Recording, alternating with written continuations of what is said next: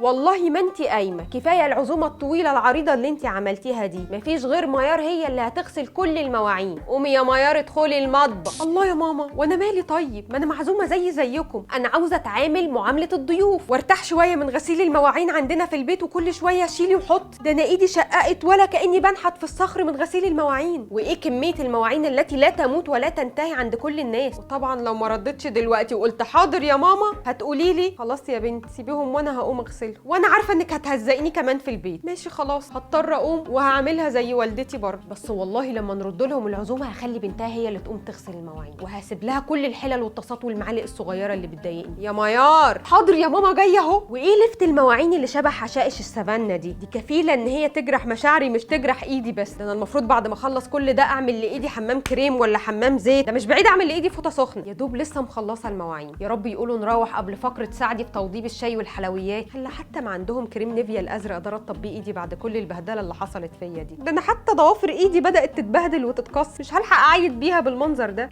بس مش مشكله، بعد ما اروح احط عليها نيل فيك. المفروض اصلا يتحط بعد كل غسيل مواعين. اكتبوا لي في التعليقات اي حاجه بتعملوها علشان تحافظوا على ايديكم وقت غسيل المواعين. وما تنسوش تتفرجوا على فيديو فتاه السكين كير في رمضان، يمكن تنوروا كده على العيد. الشاي يا ميار. ده فعلا يمرك يا ميار.